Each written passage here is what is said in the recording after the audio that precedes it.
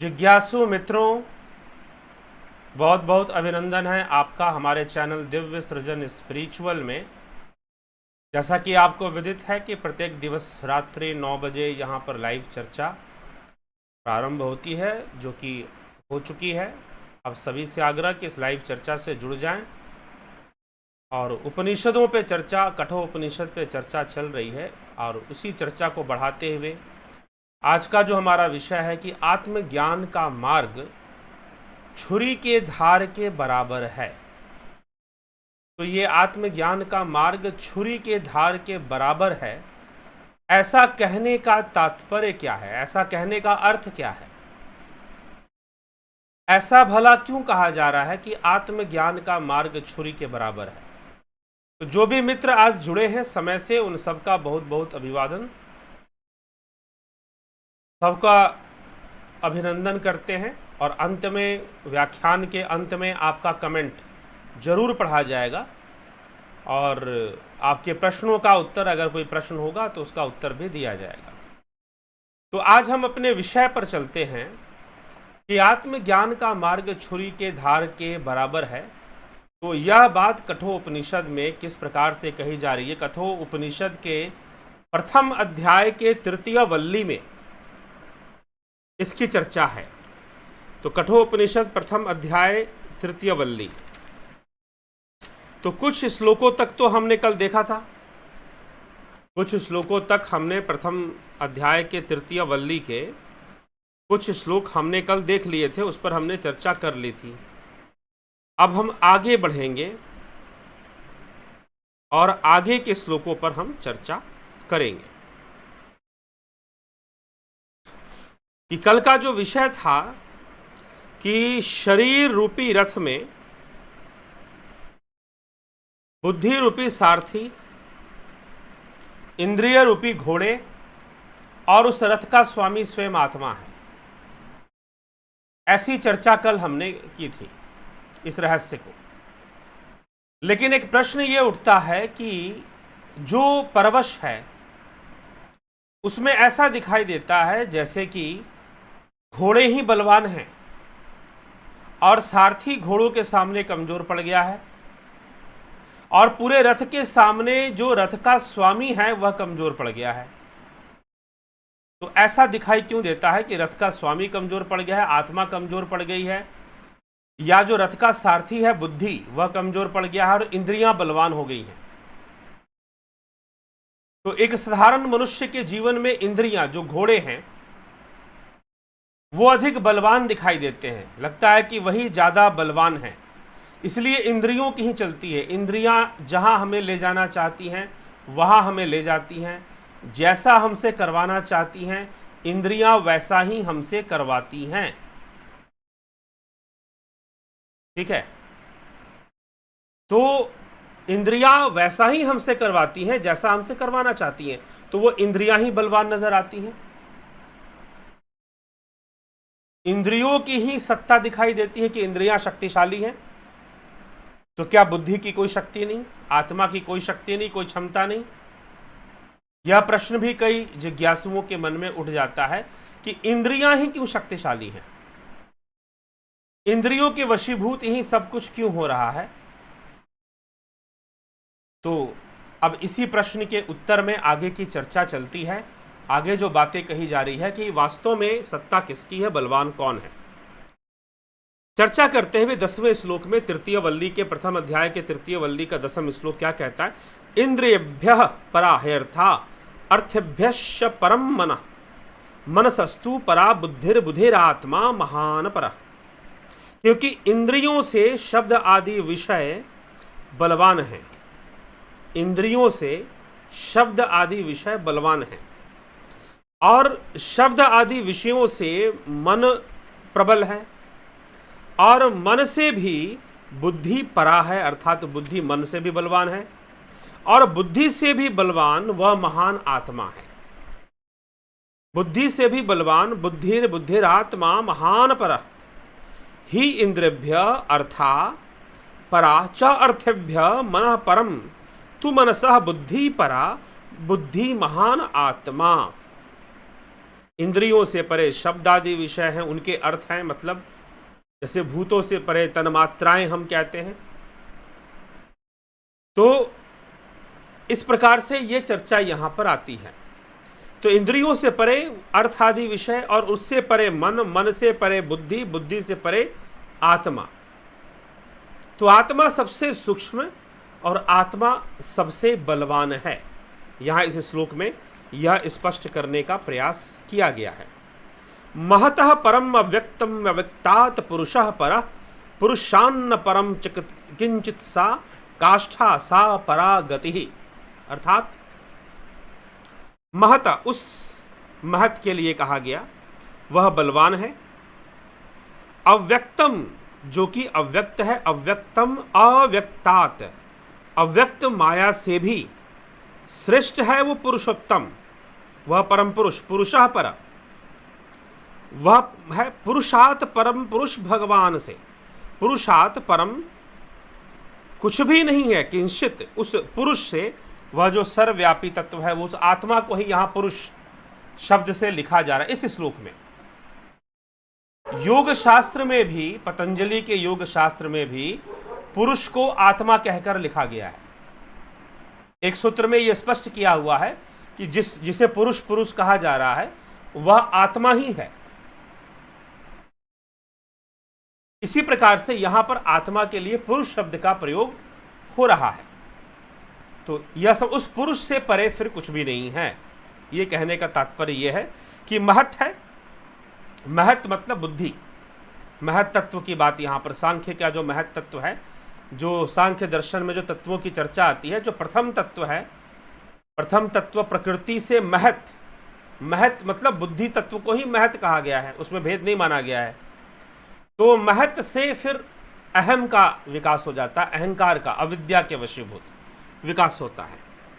ठीक इस प्रकार से ये विकास की प्रक्रिया है। तो उसी के संदर्भ में यहां पर कहा जा रहा है कि महत, जहां बुद्धि है वहां जीव है। तो उस महत अर्थात उस जीवों से ही परे वह अव्यक्त माया शक्तिशाली है। अब दो अव्यक्त है, एक माया का अव्यक्त है और एक माया से भी परे परम अव्यक्त है, जिसे भगवान श्री कृष्ण ने श्रीमद् भगवद गीता में क्या लिखा है कि दो प्रकार के अव्यक्त, एक ब्रह्मा का सूक्ष्म लोक लिखा है वहां पर, और उससे भी परे एक परम अव्यक्त है, उससे भी परे एक परम अव्यक्त है। तो उसके बारे में यहां पर कहा जा रहा है। तो वह परम, और उससे परे फिर कुछ भी नहीं है। उस परम अव्यक्त से परे वह पुरुष है, वह परम अव्यक्त ही पुरुष है, उससे परे फिर कुछ भी नहीं है। ये इस श्लोक में कहा गया, महता परम अव्यक्तम अव्यक्तत् पुरुषः पर पुरुषाण परमम किंचित सा काष्ठा सा परा गति। उससे परे फिर कुछ भी नहीं है। एष सर्वेषु भूतेषु गुढ़ोत्मा न प्रकाशते दृश्यते त्वप्रयया बुद्धया सूक्ष्मया सूक्ष्मदर्शिभिः। एष आत्मा, यह सब प्रकार आत्मरूप परम पुरुष ही है। सर्वेषु भूतेषु, समस्त प्राणियों में रहता है। सर्वेषु भूतेषु, गूढ़ गोपनीय रूप से, माया के पर्दे में छिपा हुआ, छिपा होने के कारण न प्रकाशते, वह स्वयं को प्रकाशित नहीं करता। तू सूक्ष्म दर्शी, केवल जो सूक्ष्म तत्वों को समझने वाले पुरुष हैं। ध्यान दीजिएगा, यह श्लोक बहुत इंपॉर्टेंट है, क्योंकि आगे के जो दो श्लोक हैं इसी बात पर समझ में आएंगी, इसी बात पर समझ में आएंगी। अगर ये श्लोक समझ में आ रहा है तो आगे की दो बातें समझ में आएंगी, जो कि बहुत महत्वपूर्ण है, बहुत महत्वपूर्ण है। तो क्या कहा जा रहा है इस श्लोक के अंतर्गत? 12वां श्लोक, तृतीय वल्ली का 12वां श्लोक, प्रथम अध्याय। एष सर्वेषु भूतेषु गुढ़ोत्मा न प्रकाशते दृश्यते त्वग्रयया बुद्धया सूक्ष्मया सूक्ष्मदर्शिभिः। अब यहां पर कहा जा रहा है कि एष आत्मा, वह सबका आत्मरूप परम पुरुष, जिसे परमेश्वर भी कहा जा रहा है टीका के अंदर, परमात्मा भी कहा जा रहा है, आत्मा भी कहा जा रहा है। वह जो परम पुरुष है सर्वेषु भूतेषु, सभी भूतों में ही स्थित है। जैसे श्री कृष्ण भगवान ने कहा, अहम आत्मा गुडाकेश सर्वभूताश स्थित, कि मैं आत्मा रूप में सबके भीतर ही स्थित हूं। या फिर आत्मा रूप भी नहीं कहा गया। अहम आत्मा, मैं सबके भीतर स्थित आत्मा ही हूं। अहम आत्मा गुडाकेश, अहम आत्मा, ये आत्मा कि मैं आत्मा हूं। कहां पर हूं? सर्वभूताश स्थित, मैं सभी भूतों में स्थित जो आत्मा है वो मैं ही। इस प्रकार से श्रीमद् भगवद गीता में चर्चा की गई। तो एष आत्मा, यह सबका आत्म परम पुरुष समस्त प्राणियों में रहता हुआ भी माया के पर्दे से छिपा रहने के कारण गूढ़ न प्रकाशते, वह प्रकाशित नहीं करता स्वयं को। तू सूक्ष्म दर्शी भी, केवल वही लोग, अब यहां पर बताया जा रहा है, एक कैटेगरी बताई जा रही है लोगों की, केवल वही लोग, तू सूक्ष्म दर्श भी सूक्ष्मया अग्रेया बुद्धया दृश्यते, मात्र केवल सूक्ष्म तत्वों को समझने वाले, जो सूक्ष्म लोक, तेजस लोक, हिरण्यगर्भ लोक और सूक्ष्म तत्वों को जो भली भांति समझने वाले जो योगी जन हैं, जो सूक्ष्मदर्शी हैं, यहां पर उन्हें सूक्ष्मदर्शी कहा गया। तू सूक्ष्मदर्शी भी, जो ऐसे लोग हैं वह इस विषय को जानते हैं कि दो प्रकार के अव्यक्त हैं। प्रैक्टिकली जानते हैं, पढ़कर नहीं। ऐसा नहीं कि गीता में लिखा है इसलिए जानते हैं, उपनिषद में लिखा है इसलिए जानते हैं, जी नहीं। वह अपनी साधना के अनुभव से जानते हैं। कैसे जानते हैं? अपनी साधना के अनुभव से जानते हैं, अपने ध्यान योग के अनुभव से वो जानते हैं कि एक सूक्ष्म लोक माया का है, अव्यक्त लोक माया का अव्यक्त लोक है, और उससे परे फिर अव्यक्त लोक है। और जो माया का जो अव्यक्त लोक है उसी की अभिव्यक्ति यह जागृत लोक है, यह जागृत अवस्था है। इस प्रकार से उपनिषद इसको, इस विषय को समझाते हैं। तो उपनिषदों की एक विशेषता है कि यह हिरण्यगर्भ, तेजस लोक और मनुष्य की चेतना की जो सूक्ष्म अवस्थाएं हैं उनको भली भांति उपनिषदों में समझाने का बार बार प्रयास हुआ है। चाहे कठोपनिषद हो, आगे मुंडको उपनिषद आएगा, मांडुक्य आएगा, उन सब में तो बार बार आपको एक सूक्ष्म लोक की चर्चा मिलेगी, और फिर सूक्ष्म लोक से परे एक परम लोक, परम धाम लोक, इसकी चर्चा श्रीमद् भगवद गीता में भी हो जाती है, कठोपनिषद में भी बखूबी हो रही है, काफी सुंदरता से हो रही है। तो अब यहां पर कहा जा रहा है कि ऐसा है, कैसा है कि अव्यक्ता अव्यक्त, अर्थात जो श्लोक में कहा गया, पहले के श्लोक में, महता परम अव्यक्तम अव्यक्तात पुरुषः पर, कि वह जो महत है, महत मतलब बुद्धि तत्व, तो उससे परे प्रकृति का अव्यक्त है, माया का अव्यक्त है। श्रीमद् भगवद गीता में उसी को ब्रह्मा का सूक्ष्म लोक भी कहा जा रहा है, जो माया का अव्यक्त है या हिरण्यगर्भ है या तेजस है। उसके परे परम अव्यक्त है, जो परम धाम है, वो परम पुरुष का है, और उसके परे फिर कुछ भी नहीं है। ये उपनिषद के श्लोक में कहा गया ना अभी, कि उसके परे फिर कुछ भी नहीं है। पुरुषान परम किंचित सा काष्ठा सा परागति ही, किंचित भी अब उस परम पुरुष के परे, उस परम धाम के परे कुछ भी नहीं है, ये यहां पर कहा गया कठोपनिषद में। तो इस प्रकार से चर्चा यहां चल रही है, और उसको जानने वाले, ये जो सूक्ष्म लोक की जो बातें हैं, सभी प्राणियों में स्थित जो परमात्मा है, जो आत्म तत्व है सभी प्राणियों में स्थित, उसको जानने वाले या सूक्ष्म लोक का जो रहस्य है उसको समझने वाले कुछ सूक्ष्मदर्शी लोग हैं। अब ना एक और बात मैं आपको बता देता हूं, कुछ लोग मुझे मिल जाते हैं, जैसे प्रेतात्मावाद पर ही हमारे सीरीज हैं, तो उस पर किसी ने एक बात कही कि भूत प्रेत की बातें क्या करनी है, ईश्वर की बातें, मात्र भगवान की ही बातें होनी चाहिए। पूरी वीडियो सुनेंगे तब तो समझ में आएगा ना चर्चा किस बात की है, पूरा लोग सुनते नहीं है। तो जो ईश्वर को वास्तव में जानने वाला है, जो ये दावा करता है कि मुझे परम धाम का ज्ञान है, मैंने ईश्वर का साक्षात्कार कर लिया है, तो फिर वह निश्चय ही हिरण्यगर्भ को भी जानता ही होगा, वह सूक्ष्म लोक को भी बेहतर तरीके से जानेगा ही जानेगा। ये समझ लीजिए, कोई ईश्वर को जानने का दावा करे और उसे सूक्ष्म लोक नहीं पता हो तो ऐसा हो नहीं सकता। या तो उसका दावा झूठा है, मनगढ़ंत है, गुरुवादी है या संस्थानवादी है। वास्तविक भक्ति और वास्तविक योग उसे प्राप्त नहीं है और किसी ने उसे समझा दिया कि तुमने ईश्वर को जान लिया और वो मान लिया। मति भ्रम और आत्म केंद्रित सुपीरियरिटी कॉम्प्लेक्स आ जाता है लोगों के अंदर, कई बार गलत विचारों के कारण, भ्रमित विचारों के कारण। तो इसीलिए ईश्वर को जानने वाले जो वाकई में जानते हैं वो कभी ऐसा नहीं कहेंगे कि उन्हें सूक्ष्म लोक का ज्ञान नहीं है, वो सूक्ष्म लोक को भी जानते होंगे। इसीलिए यहां पर कहा जा रहा है कि इनको कोई जानता नहीं है इन सब विषयों को, लेकिन एष आत्मा सर्वेषु भूतेषु गूढ़ प्रकाशते गूढ़ न प्रकाशते तू सूक्ष्म दर्श भी सूक्ष्मया अग्रया बुद्धया दृश्यते। अर्थात यह सबका आत्म स्वरूप समस्त प्राणियों में रहता हुआ माया के पर्दे में छुपा हुआ के कारण प्रकाशता नहीं है, परंतु जो सूक्ष्मदर्शी हैं, जो सूक्ष्म लोक की यात्रा किए हुए हैं, उनको भली भांति पता है और वह इसको देखते हैं, वह इसको जानते हैं। ऐसा यहां पर डिक्लेरेशन दिया जा रहा है। आगे चलते हैं। यछेद्वान मनसी प्राज्ञस्त दक्षेज ज्ञान आत्मनि ज्ञानमात्मनि महति नियछेतद छेछांत आत्मनि। बुद्धिमान साधक को चाहिए प्राज्ञवाक मनसी यछेत तथा ज्ञान आत्मनि यछेत ज्ञानम महति आत्मनि नियछेत तत शांते आत्मनि यछेत।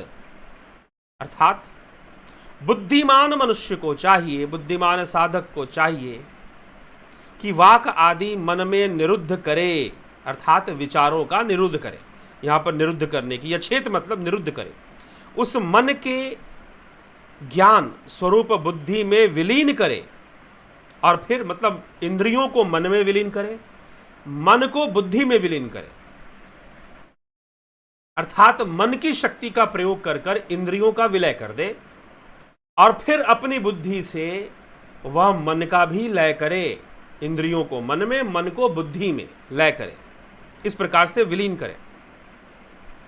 ज्ञान स्वरूप बुद्धि को महान आत्मा में विलीन करे, उसका निरोध आत्मा में, नियछेत मतलब उसका फिर आत्मा में, बुद्धि का विलीन आत्मा में करे और शांत स्वरूप परम पुरुष परमात्मा में विलीन करे, अर्थात मोक्ष की ओर आगे बढ़े, कल्याण की ओर आगे बढ़े।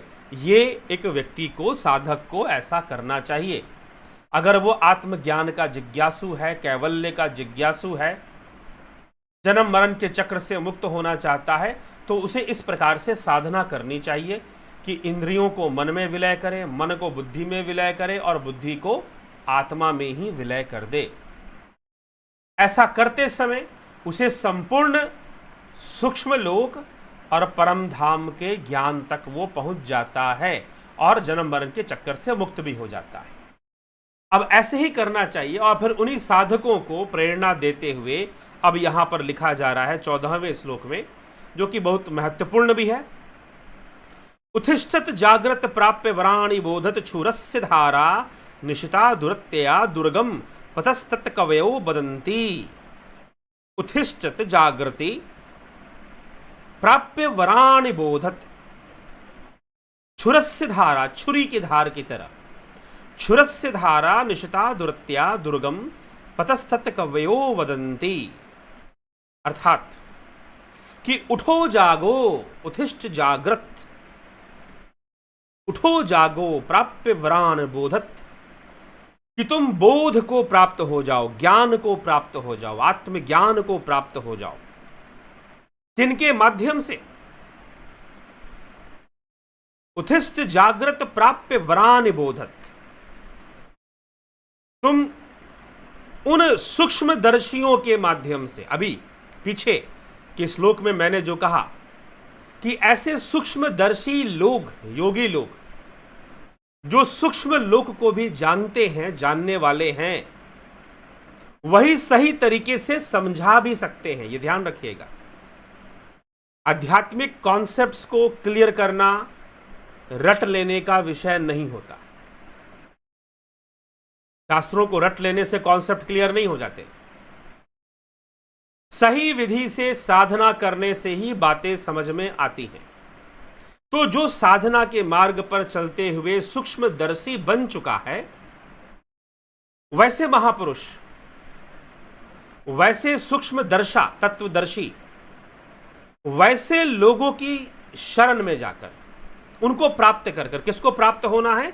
उत्तिष्ठत जागृत प्राप्य वराण, प्राप्य वराण, वराणी बोधत। फिर कहा गया है कि सर्वप्रथम आप ऐसे लोगों की प्राप्ति कर लो जो सूक्ष्म दृष्टा हैं और तुम्हें सूक्ष्म दृष्टि बनाने का मार्ग सिखा सकते हैं, बता सकते हैं। क्योंकि मात्र पढ़ लेने से नहीं हो जाएगा। जिन्होंने प्रैक्टिकली कर कर अनुभव कर लिया है, वही तुम्हें प्रैक्टिकल करवा सकते हैं। ठीक है, तो ऐसे लोगों का सानिध्य प्राप्त कर लो। उत्तिष्ठत जागृत प्राप्य वराण बोधत, उससे वो तुम्हें बोध करवा देंगे। किसका बोध करवा देंगे? जो पीछे अभी चर्चा चल रही थी। कौन सी चर्चा? अव्यक्त का भी अव्यक्त। यह चर्चा अव्यक्त के भी अव्यक्त, एक माया का अव्यक्त है, एक परम अव्यक्त है। ये सब जो बातें हैं, ये सूक्ष्म बातें हैं, और जो ऐसे सूक्ष्मदर्शी हैं वो उसको देखते हैं, जानते हैं। उनके लिए, सूक्ष्मदर्शियों के लिए बात कही गई है। तो जो ऐसे जानकार लोग हैं, उनको प्राप्त हो जाओ। उत्तिष्ठ जागृत प्राप्य वरान बोधत, उनको प्राप्त होकर बोध को प्राप्त हो जाओ।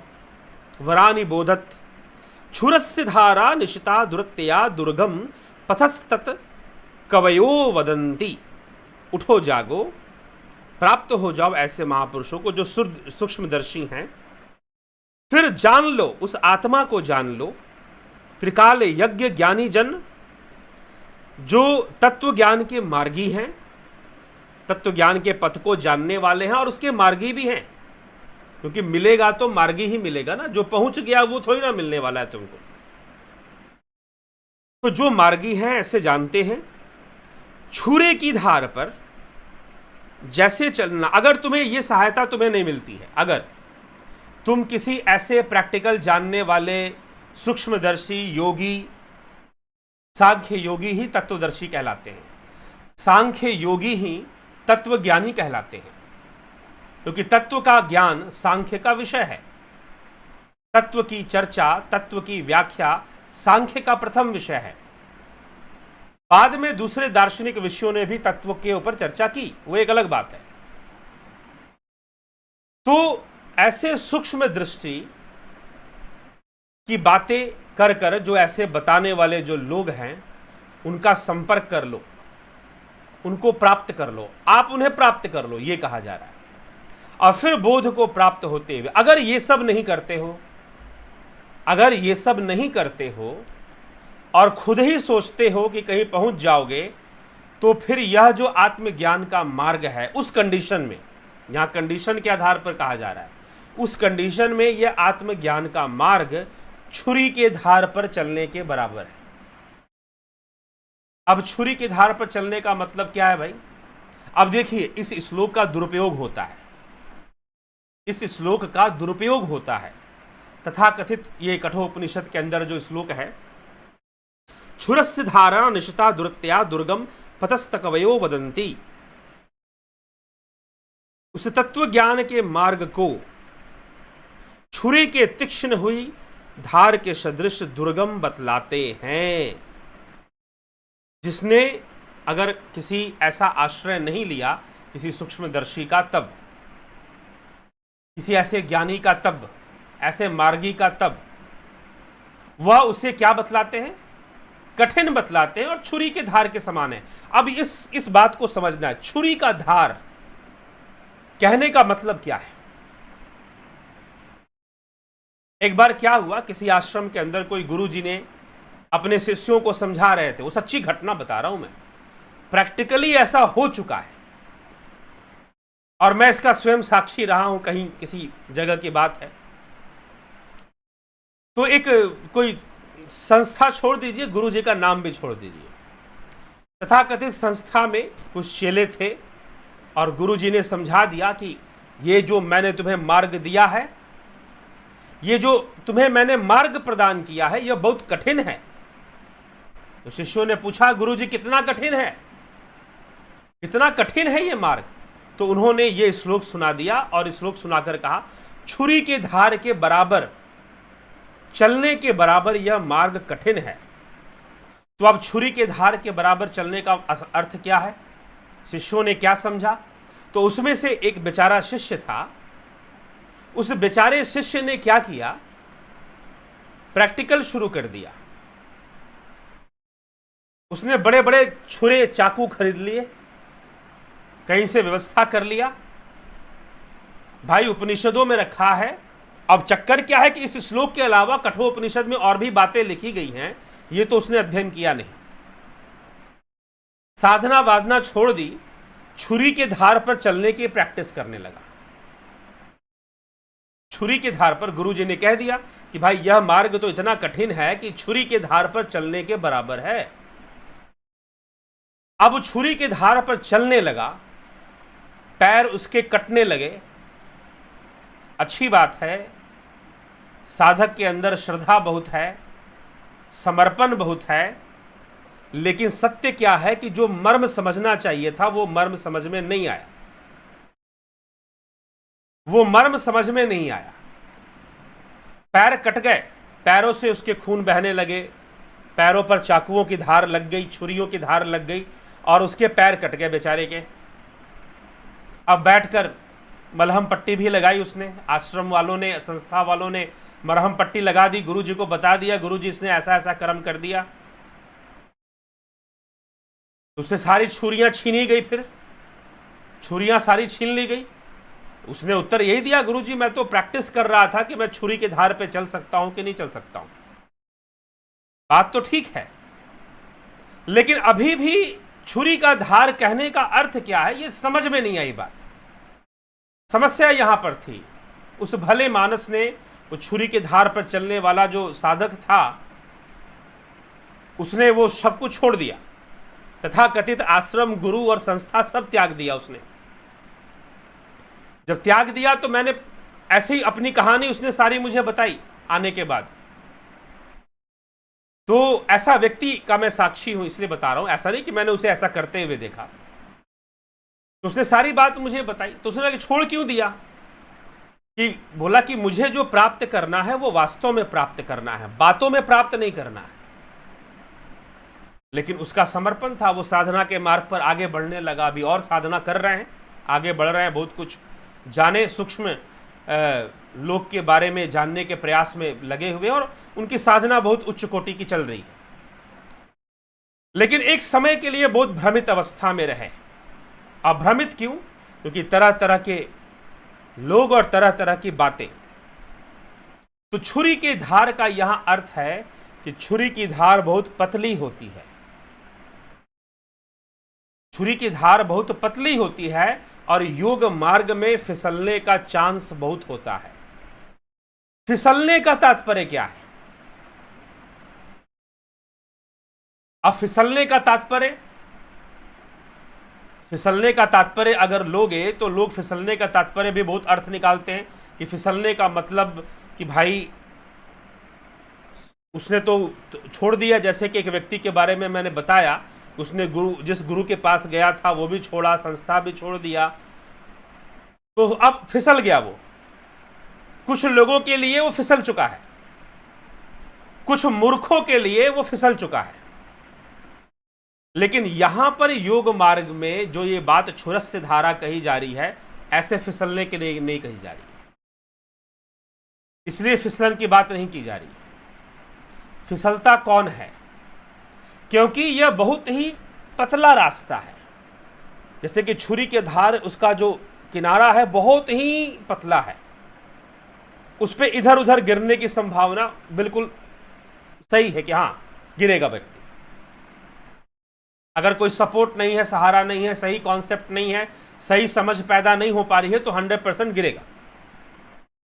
कुछ का कुछ पकड़ लेगा। लोग होता क्या है, योग मार्ग पर चलना शुरू कर देते हैं, इसलिए कुंडलिनी जागृत हो जाए, हमारे अंदर विशेष गुण विकसित हो जाए, हमारे अंदर विशेष रूप से शक्तियां विकसित हो जाए। कुछ योग मार्ग पर चलने के लिए शुरू करते हैं, चले जाते हैं भूत प्रेत, ब्लैक मैजिक, काला जादू, तंत्र मंत्र, इन सब चक्रों में चले जाते हैं। कुछ योग मार्ग पर चलने का प्रयास करते हैं, फिर पता चलता है गंजेड़ी बन गए, गांजा पीना शुरू कर दिए। वो शिव भक्त, अपने आप को गांजा पीकर ही शिव भक्त मान लेते हैं। तो कोई कुछ करने लग जाता है, कोई कुछ करने लग जाता है, वास्तविक लक्ष्य जो कैवल्य का लक्ष्य है वो वहां तक नहीं पहुंच पाता। इसलिए कहा जा रहा है छुरस्य धारा, कि छुरी का धार इतना पतला है कि उस ट्रैक पे बने रहना समर्पित भाव से कठिन होता है। कई बार व्यक्ति के सिद्धियां उद्धियां मिल गई तो सिद्धियों में उलझ जाता है। सिद्धियों के वशीभूत, इसलिए महर्षि पतंजलि विभूति योग में वहां लिखते हैं, सिद्धियों के बारे में बताने के बाद, संयम और सिद्धि की व्याख्या करने के बाद वो लिखते हैं कि ये सिद्धियां भी बाधा बनती हैं, या सिद्धियां भी बाधा बनती। कई बार वो सूक्ष्म लोक को देखने में उलझ जाते हैं, क्योंकि ऐसे योगियों के अंदर सामर्थ्य आ जाती है कि वह प्रेत योनि में भटकने वाले जीवों को, देव रूप में भटकने वाले जीवों को, पितरों को देख सकते हैं, उनसे बातें भी कर सकते हैं। योगी ऐसा कर सकते हैं, उनको देख भी सकते हैं, उनसे बातें भी कर सकते हैं। तो कई बार उनमें उलझना शुरू हो जाते हैं। तो जो कैवल्य का मार्ग है उसमें वहां तक पहुंचने में कई रुकावटें हैं, कई रुकावटें हैं, और यह इतना पतला रास्ता है कि इधर उधर निकलने का संभावना बहुत अधिक रहता है। कई बार लोग गुरु पद पर आसीन होकर, गुरु बनकर उस गुरु पद पर ही आसक्त हो जाते हैं। कई बार लोग संस्थाएं संभालने में लग जाते हैं और यह दावा कर देंगे कि नहीं, यह संस्था संभालना ही हमारा योग है, यही हमारी सेवा है, यही हमारा समर्पण है। हम संस्था का बैंक बैलेंस खूब बढ़ा दें, खूब पैसा इकट्ठा कर ले तो हम योगी हो गए। कुछ फॉलोअर बनाने में लग जाते हैं, ठीक है। तो इसलिए कहा गया छुरस्य धारा, कि वह इतनी पतली लकीर जैसा उसका रास्ता है कि इधर उधर निकलने की संभावना रहती। जाना इधर था, थोड़ा इधर निकल गए, थोड़ा उधर निकल, ये चीज होता है लोगों के साथ। कोई सिद्धियों के चक्कर में, कोई कुंडलिनी जागरण के चक्कर में, कोई सोचता है कि योग करेंगे तो हमारे अंदर वशीकरण की सिद्धि आ जाए, हम सबको अपने वश में कर लें। कोई सोचता है कि हम योगी बनकर जो है पूरी दुनिया पे राज कर लेंगे योग बल से, कोई ऐसा भी सोचता है। तो कोई सम्मोहन शक्ति विकसित करने में लग जाता है, त्राटक क्रिया कर कर, कोई वशीकरण की शक्ति विकसित करने में लग जाता है, कोई कुछ करने में लग जाता है, कोई कुछ करने में लग जाता है। तो यह जो चीजें होती हैं यह भटकाव है। इसीलिए वह जो मार्ग है तत्व ज्ञान का, जो मार्ग है आत्मज्ञान का, वह छुरी के धार के बराबर, वह छुरी के धार के बराबर है फिर, ठीक है। इसलिए छुरी के धार के बराबर उसे कहा जा रहा है। तो ये समझ लें, इसलिए नहीं छुरी के धार के बराबर ये नहीं है, ये मत समझ लीजिएगा कि अगर छुरे पर चले तो पैर कट जाएगा तो कितना कष्ट होगा, कितना तकलीफ होगा। तो वो कष्ट तकलीफ सहने की क्षमता हमारे अंदर होनी चाहिए, ऐसा इसका अर्थ नहीं है। ये ध्यान रखना, गलत अर्थ मत निकाल लेना, बहुत गड़बड़ हो जाएगा। छुरी के धार से पैर का कट जाना, इतनी सहन शक्ति आप पैदा कर सकते हो, कोई बड़ी बात नहीं है। कुछ लोग समझते हैं कि जो जितना शरीर को कष्ट देगा उतना बड़ा योगी हो जाएगा, ऐसा भी नहीं है जी, ऐसा भी नहीं है। माया तजे तो क्या तजे, मान तजा नहीं जाए। तपस्वियों के अंदर तपस्वी कहलाने का मान होता है, तपस्वी कहलाने का मान होता है कि लोग मुझे तपस्वी कहें। योग मार्ग पर, भक्ति मार्ग पर सबसे बड़ी समस्या यही है कि हम लोगों से चाहते हैं कि लोग हमें भक्त समझें, और फिर ये प्रश्न कि हम अच्छे मार्ग पर चल रहे थे तो हमें बुरा नहीं मिलना चाहिए। आसक्ति है ना, कर्मों से आसक्ति है कि हम अच्छे मार्ग पर चल रहे हैं तो हमें अच्छा फल मिलना चाहिए, हमारे घर में सब अच्छा होना चाहिए, हमें मान सम्मान और हमसे लोग अच्छा व्यवहार करें क्योंकि हम तो अच्छे मार्ग पर चल रहे हैं। इस तरह की मनोकामना भटकाव है। तो आप शरीर को कष्ट दे दोगे, छुरी की धार से अपना पैर कटवा लोगे, और इतनी सहन शक्ति आपके अंदर आ गई है, फिर भी हो सकता है कि योग रूपी छुरी के धार पर आप फिसल जाओ, फिर भी संभव है। तो इसलिए छुरी के धार कहने का तात्पर्य यह नहीं है कि छुरी के काटने से जो दर्द होता है वो दर्द सहने की क्षमता आपने पैदा कर ली। जी नहीं, बिल्कुल नहीं। छुरी की धार कहने का अर्थ यह है कि इतना पतला, इतना संकीर्ण कि इधर उधर स्लिप करने की संभावना बहुत अधिक है। शायद छुरी का धार कहना भी पर्याप्त नहीं है। छुरी का धार कहना कि यह मार्ग छुरी की धार पर चलने के बराबर कठिन है, दुर्गम है, इतना कहना भी पर्याप्त नहीं है, अर्थात इससे भी अधिक दुर्गम है। क्योंकि यहां पर शरीर को नहीं, मन को छुरी के धार की जो एक पतली लकीर होती है ना, उतनी एकाग्र करना पड़ता है। अपनी एकाग्रता को छुरी के धार के समान बनाना पड़ता है। अपनी एकाग्रता को छुरी के धार के समान बनाना है, एकाग्रता को, तब जाकर छुरी के धार का अर्थ समझ में आएगा। नहीं तो कंफ्यूज होते रह जाओगे। छुरी का धार गुरुजी लोग सुनाए जा रहे हैं अपने चेलों को समर्पित करने के लिए कि चेला लोग सब कुछ छोड़कर समर्पित हो जाए मेरे प्रति। इसके लिए छुरी का धार समझा रहे कि बहुत कठिन है, मेरे बिना नहीं होगा। बात सही है, परंतु छुरी का धार मतलब वो कठिन नहीं कि आप छुरी के धार पर चल सकते हैं। जी नहीं, इसका अर्थ ये नहीं है।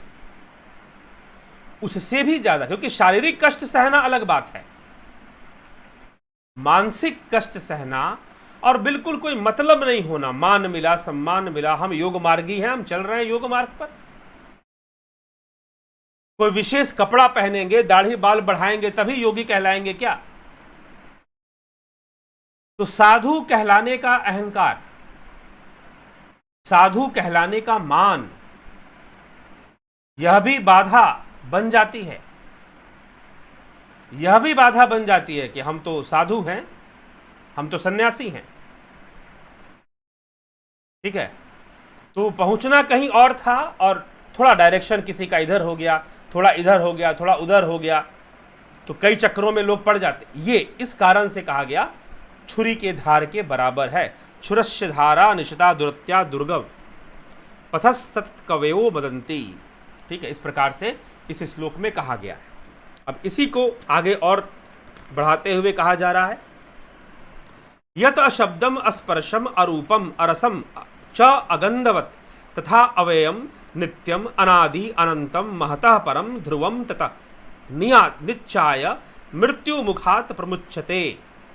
जो शब्द रहित, स्पर्श रहित, रूप रहित, रस रहित, बिना गंध वाला मतलब गंध रहित, तथा अवयम अविनाशी, नित्य, अनादि, अनंत, महान आत्मा से श्रेष्ठ सर्वथा सत्य तत्व है, उस आत्मा को जानकर मृत्यु के मुख से सदा के लिए छूट जाता है। जो इस छुरी के धार पर चला जाता है, अब उसका परिणाम, जो छुरी के धार पर चल गया उसका परिणाम क्या मिलेगा कि वह साधक क्या करता है, जो शब्द रहित, स्पर्श रहित, रूप रहित, उसका कोई रूप नहीं है, उसका कोई शब्द नहीं, उसका कोई स्पर्श नहीं, रूप रहित, अरूपम, यहां लिखा गया साफ रूप से, अशब्दम अस्पर्शम अरूपम अरसम च अगंधवत, रस रहित, गंध रहित, अविनाशी, नित्य, अनादि, अनादि मतलब जिसका ना आदि ना अंत है वो अनादि है, अनादि, अनंतम, जो अनंत है, अंत नहीं अनंत है, उस आत्मा को, उस महान परम महतः परम, महान आत्मा से जो श्रेष्ठ, जो उस महत से श्रेष्ठ, महत मतलब बुद्धि, उससे भी श्रेष्ठ जो आत्मा है उसको जानकर मृत्यु मुखात, मृत्यु के मुख से सदा के लिए छूट जाता है। अर्थात जो छुरी की धार पर चला गया वो मृत्यु के मुख से छूट गया, वह कैवल्य तक की यात्रा पूर्ण कर लेता है, वह आत्मा में ही लीन हो जाता है, आत्म स्वरूप की उपलब्धि कर लेता है। तद्द्रष्टु स्वरूपे अवस्थानाम, स्वरूप की उपलब्धि उसे हो जाती है जो इस छुरी के धार पर निकल गया। तो ये मतलब कि वो इधर उधर भटका नहीं, सिद्धियों के चक्कर में नहीं, मान सम्मान के चक्कर में नहीं, गुरु पद के चक्कर, बहुत तरह की चीजों के चक्कर में लोग पड़ जाया करते, उन सब चक्करों में वह नहीं पड़ा, तो आगे निकल गया। ठीक है, तो यही चीज है। तो इसके आगे कहते हैं नचिकेतम उपाख्यानम मृत्यु प्रोक्तम सनातनम उक्ता श्रुत्वा च मेधावी ब्रह्मलोके महीयते। अर्थात बुद्धिमान मनुष्य यमराज के द्वारा कहे हुए नचिकेता को सनातन उपाख्यान का वर्णन करके, श्रवण करके महिमा ब्रह्मलोक में महिमान्वित होता है। जो इस उपाख्यान को श्रवण करता है यमराज और नचिकेता का, वह निश्चय ही ब्रह्मलोक की ओर अग्रसर होता है, उसकी गति उस ओर बननी शुरू हो जाती है। यम इमं परमं गुह्यम श्रावयेद ब्रह्म संसदि प्रयत श्राद्ध काले वा तदान्त्यात् कल्पत इति। जो मनुष्य सर्वथा शुद्ध होकर इस परम गुह्य रहस्यमय प्रसंग को, नचिकेता यमराज का जो प्रसंग है, प्रसंग को ब्राह्मणों आदो की सभा में सुनता है, श्राद्ध काल में सुनता है। जिस समय कोई घर में दिवंगत हो जाते हैं तो हम 10 दिन 13 दिन का श्राद्ध जो करते हैं, 12-13 दिन का, उस काल में जो इस प्रसंग को सुनता है, श्राद्ध काल में सुनता है, वह श्रवण कराना रूप अनंत कर्म अनंत होने में समर्थ होता है, वह अनंत होने में समर्थ होता है। अर्थात वह स्वयं भी अनंत की ओर बढ़ता है, अविनाशी फल देने वाला यह कहा जाता है। इसका पाठ करना, इसका पाठ करना। तो यह प्रथम अध्याय यहां समाप्त होता है, 3 वल्लियां यहीं पर समाप्त होती हैं।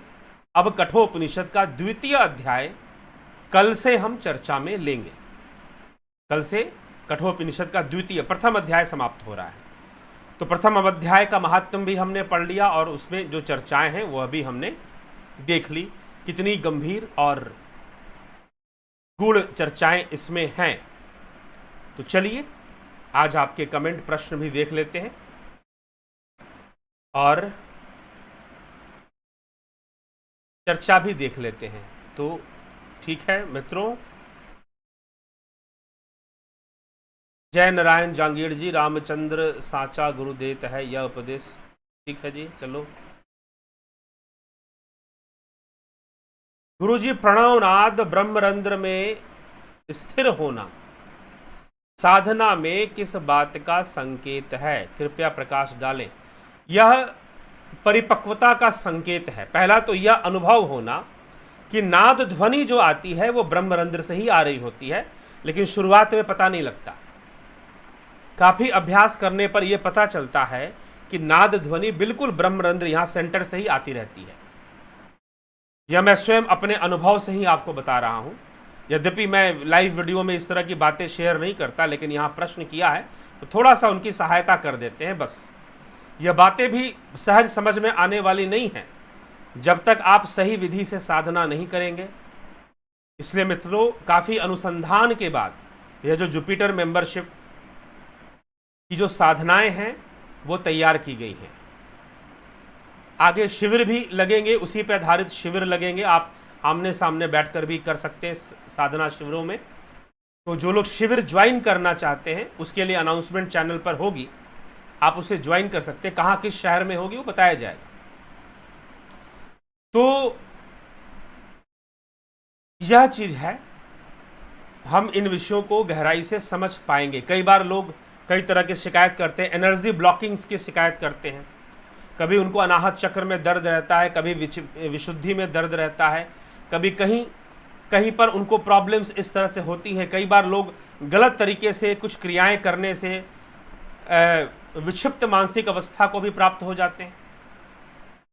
ठीक है, तो इन सब का समाधान हो जाता है अगर सही तरीके से स्टेप वाइज स्टेप अगर आप अपनी साधना को बढ़ाएंगे तो निश्चय ही उच्चतम अवस्था की ओर तीव्रता से चलेंगे। नहीं तो बहुत ऊंचा पहुंचने में आदमी कई बार पीछे की जरूरी चीजों को छोड़ देता है, तो वहां गड़बड़ हो जाती है। तो यही है, तो ब्रह्मरंध्र से स्थिर होना साधना में एक अच्छी अनुभूति है, एक परिपक्व अनुभूति है नाद ध्यान के लिए। ठीक है, इतना ही उसके बारे में कहा जा सकता है। चलिए,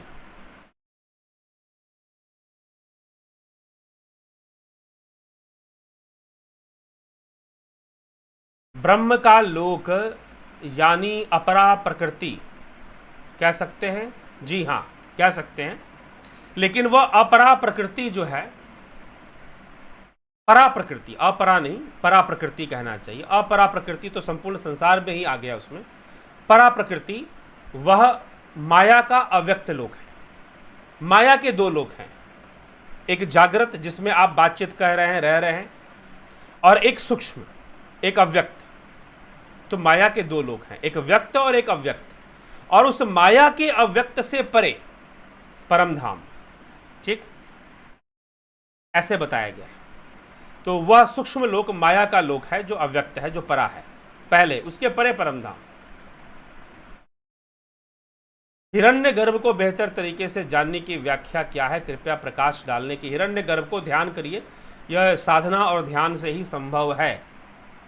हिरण्यगर्भ को बेहतर तरीके से और जान सके। स्वामी जी, साक्षी भाव, एक ही भाव या सुपर कॉन्शियसनेस में कितना समय रहा जा सकता है? वह तो आपका स्वाभाविक रूप है, तो कितना समय, क्या आप हमेशा उसी रूप में रहें? ठीक है, रहा जा सकता वाला क्या, वहां पर सांस रोक के रहेंगे क्या? ठीक ना, जबरदस्ती नहीं, अपने आप ही श्वासें रुक जाती हैं। तो वह तो हमारा मूल स्वरूप है ना, तो उसमें तो जाना चाहिए। मन तो मूल स्वरूप है, अपना रूप पहचान। संतों की वानियों में ऐसा, गुरुओं की वानियों में ऐसा लिखा है। तो सब कुछ उन शास्त्रों से ही है, इसीलिए वानियां भी फिर वैसे ही बनती चली जाती हैं। तो इसीलिए साक्षी भाव होना यह तो हमारा मूल स्वरूप है। हमें तो हमेशा ही साक्षी भाव में रहना चाहिए। कितना देर रह सकते हैं, कोई जबरदस्ती रहने वाली तो कोई बात नहीं है कि हम कहें कि हम माउंट एवरेस्ट पे चढ़ गए, कितना देर एवरेस्ट पे रह सकते हैं। तो उसके लिए प्रश्न बनेगा कितना देर जीवित रहना संभव है माउंट एवरेस्ट पर। लेकिन यह तो हमारा साक्षी भाव तो हमारा स्वरूप की उपलब्धि की ओर मार्ग में ही एक अवस्था है, तो वहां तो रहना ही चाहिए।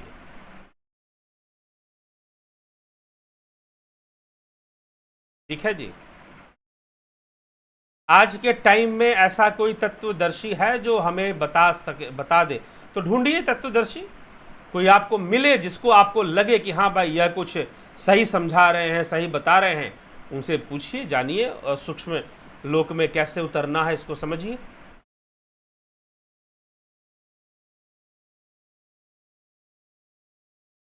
ऐसे तत्व योगी की पहचान, कोई गारंटी कार्ड नहीं है, कोई यह नहीं है कि भाई ऐसा वो दावा करेंगे, फिर तो वही बात हो जाएगी, संस्थानवादी वाली बात आ जाएगी, यहाँ पर गुरुवादी और संस्थानवाद आ जाएगा।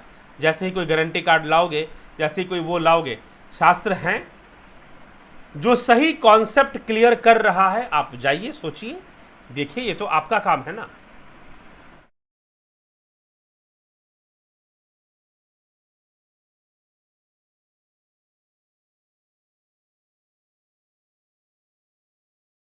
गुरु जी, साधना पथ पर ऐसी बहुत सी बातें हैं जो छुरी के धार पर चलने के आपने बताए हुए उदाहरण को तरह हम साधक लोग भी ले रहे हैं। जी हाँ, ठीक, अच्छी बात।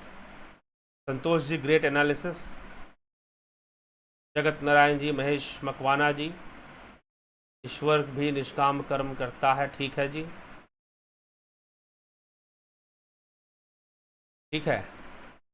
ब्रह्मलोक किसका लोक है और वही कौन कौन रहता है? Thanks a lot. Please share who is your सदगुरु। संपूर्ण प्रकृति ही गुरु है, सबसे सीख रहे हैं, और सबसे बड़ी बात कि कोई भी कॉन्सेप्ट अपने आप में क्लियर होता है। तो अब क्या सीख रहे हैं, क्या ले रहे हैं, यह आपके ऊपर है। समय काल को कौन चलाता है? हम में समय है या समय में हम हैं? दोनों ही बात है, हम में समय है या समय में हम हैं, दोनों ही बात है। माया ही चलाती है काल को, और उसके परे जो हमारी आत्मा है वह उससे परे है। दोनों ही बात है। एक अवस्था में जब हम माया के वश हैं तो हम काल के वश हैं, जब हम आत्मा में स्थित हैं तो हम काल से परे हैं। फिर काल के परिवर्तन होने में जो कष्ट मिलना है, जो तकलीफ होना है, वो हमें नहीं होगा। ठीक है जिज्ञासु? तो चलिए इसी के साथ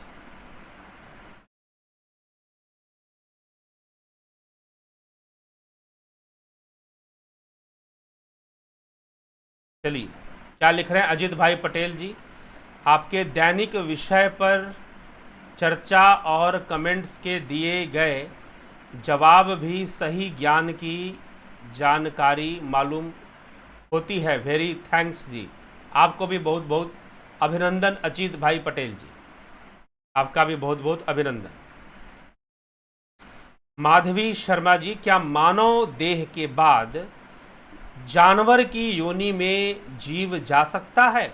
जी, जा सकता है, अगर उसकी वृत्ति मात्र भोगों तक सीमित है, शरीर के भोगों तक, जैसे कि भोजन करना, संतान की उत्पत्ति करना, सोना, धन से आसक्ति, सांसारिक रिश्ते नातों से आसक्ति अगर अत्यधिक है, क्योंकि यह सारी जरूरतें जानवर के जीवन में भी पूर्ण होती हैं, पशु के जीवन में भी ये सारी जरूरतें पूर्ण होती हैं।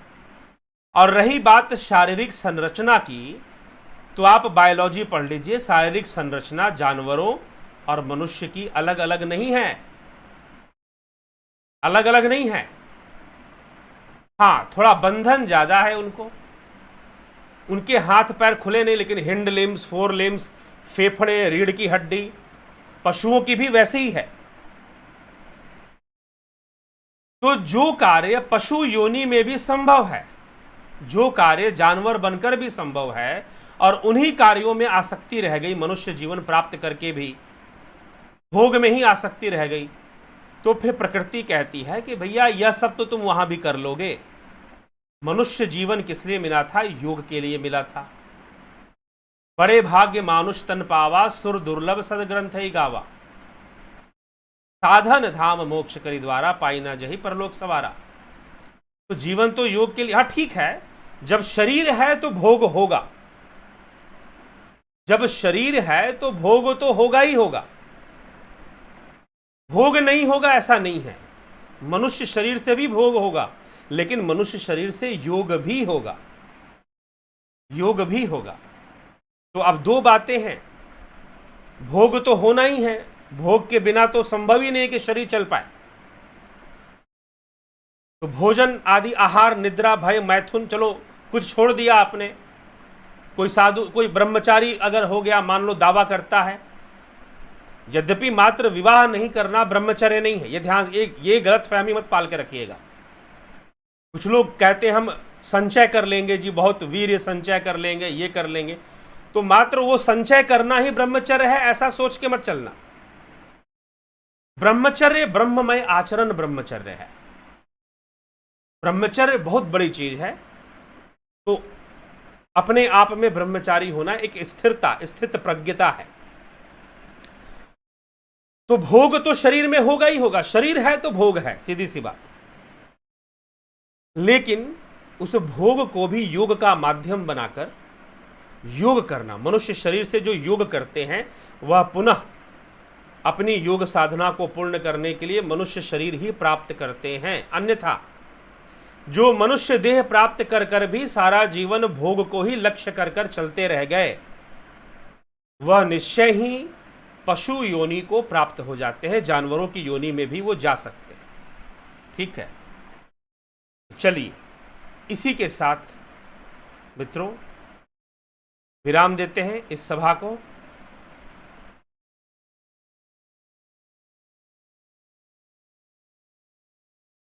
ठीक है, अध्यात्म आत्मबोध से प्रोफेशन कैरियर पर क्या परिणाम होता है? चलिए किसी एक वीडियो में ही हम इस विषय को लेकर आएंगे। ठीक है, कि आत्मज्ञान से कैरियर कैसे बनेगा, आत्मज्ञान से, अध्यात्म और आत्मज्ञान से कैरियर कैसे बनेगा, इस पर एक वीडियो ही बनाना पड़ेगा। संक्षेप में, शॉर्टकट में सुना देंगे तो गड़बड़ हो जाएगा। तो बहुत बेहतर कैरियर बनेगा। लेकिन ये भटकाव है, छुरी की धार से हटके बात हो गई कि छुरी की धार जो बताई गई है ना, वो किस लिए बताई गई है, ताकि व्यक्ति कैवल्य तक पहुंचे। लेकिन मैं आपके प्रश्न को जायज समझता हूं। जायज क्यों है? क्योंकि बहुत आगे की बात है। मनुष्य अपना जीवन ही सुधार ले, अपने कर्म ही सुधार ले, उसकी प्रायोरिटी पहले है। तो निश्चय ही फिसलेंगे तो जरूर, छुरी की धार से फिसलना भी निश्चित है। लेकिन आपने चलने का प्रयास किया, यह भी थोड़ी छोटी मोटी बात नहीं है, यह भी छोटी मोटी बात नहीं है।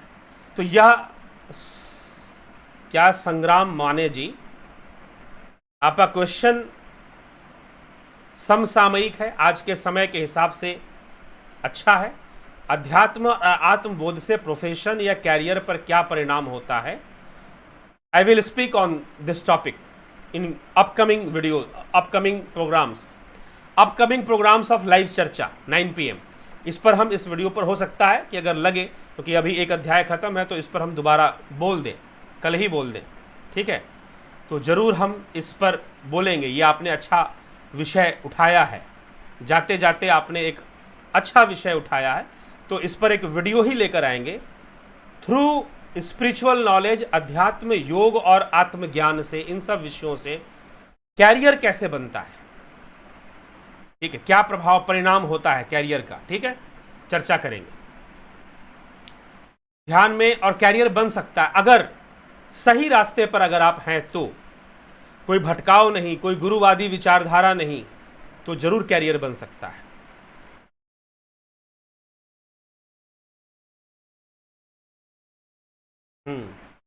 ध्यान में प्रकाश दर्शन नाद श्रवण, जी नहीं, ये किसने कहा कि बाधा है? यह तो घोड़ा है जिस पर बैठकर निकलना है। हाँ, एक टाइम आएगा जब उसको छोड़ देना है। वो साधन है, वो साधन है जिसका सहारा लेकर गहराई में उतरना है, ठीक है। प्रकाश और नाद ध्यान, ठीक। सभी इंद्रियों को भगवान की सेवा में रख के लोगों की परिभाषा चेंज कर सकते हैं, भोग की परिभाषा चेंज कर सकते हैं। भोग तो शरीर से होना ही होना है, लेकिन भोगों का उद्देश्य भी भोग नहीं होना चाहिए। भोग का उद्देश्य, खाना खा रहे हो ना, वह भी तो भोग है।